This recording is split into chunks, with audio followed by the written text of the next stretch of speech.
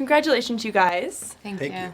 Both of you pick your projects very carefully, which is a good thing. What was it about this that made you really want to get attached? The characters are amazing. I think, it's a really recognizable, relatable group of people in this film. It's a movie about family and about finding family and how you can create family as an adult. I do that. I live 3,000 miles away from my actual family. So when I moved to California, I had to sort of figure out who my family was going to be. And, we have a very deep connection, Chris and I, and our characters in this movie, that we don't understand. And that we get to figure out why over the course of this film. Mm-hmm. What was it about you that you found so appealing for this movie? Well, it's a great journey for Sam. The character that I play, in the beginning, he's a professional barterer, which, if you're asking what that is, it's understandable because I had no idea what it was. It actually does exist. He's a salesman. He's like a professional ball spinner. He's always trying to keep the balls in the air and what's the next deal and what's the next find and how can I make money? How can I make money? And this kind of addict quality that Sam has in the beginning, I think, is wonderfully countered, hopefully, with this scene towards the end where Sam finally kind of owns up to who he really is, this guy that he's kind of been hiding from and shying away from his whole life. And I really liked a guy trying to be a better person. I thought that was a good story. And a good message. You guys Sure. had great chemistry in the film.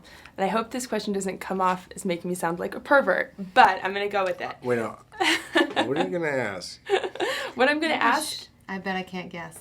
we'll Shoot. see. Tell me after. Shoot. Okay. It's for Elizabeth. When you're playing with the dynamic before you realize he's your brother, Yes. I mean, how did you not make Pervert. it a little bit Pervert. too sexual? Pervert.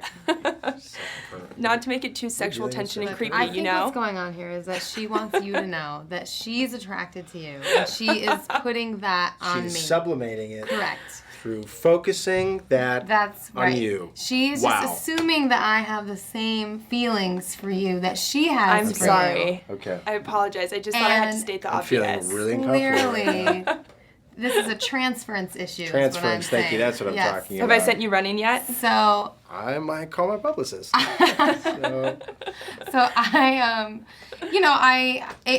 I think what's great about this film is like the connection that we have is not physical. Right. I reject him right off the bat. I think it's really important that you see Frankie say like no thank you, and and really understand that he has to go over a lot of hurdles to get into her heart, and it's like a big long process. And sort of right as that process turns somewhere where she might think it's romantic, he tells her. I think really fundamentally speaking, it's the fact that these two people respond to each other emotionally and psychically. They have a connection that is this commonality of pain. They were hurt by the same person, so they have a deep kind of unspoken, not articulated quite yet, understanding of one another, and that is the, if there's a romance in it, that's it. That's these two people find one another, and that's the love. It has nothing to do with, I think people are on the completely wrong track if they think it's that the story's about And physical. I didn't. That's why I was saying you guys did a good job Thank of you so keeping much. the chemistry not too creepy. It's great. That's Thank all I you. meant. Sure. So what was it like shooting around LA? Because you kind of got to play with a lot of staples from The Standard to tacos. It was really fun for me because I'm not from here, but Chris and Alex Kurtzman, the writer-director, are both from LA and grew up here, and I felt like I was getting a tour of their sort of like all their childhood haunts. I liked it because a lot of it was in the Valley, and I grew up in the Valley, and the Valley's not always the most exciting, maybe aesthetically pleasing spot to shoot. It has the best food, though. But it's a huge part of the LA experience, and if you grew up and had your formative years there, I love the fact that a place like Henry's Tacos that I've been going to since I was a kid got its shining moment in the sun. Although I think Greenberg or whatever that film beat us out for it. But We'll people like us. We'll give it to them for Thank sure. you. Thank Give you us so the credit. much. Thank you. So next, Catching Fire. Do you have any?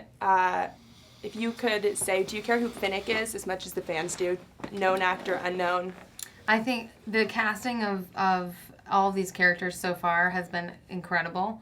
So I trust the process to You deliver trust. us an amazing Finnick. I heard that you might possibly be interested in 50 Shades of Grey as the lead. Is this rumors, or can you make some fans very happy? The only reason why this came out is because I was asked on a red carpet in Las Vegas when I was promoting this other film that I'm in, if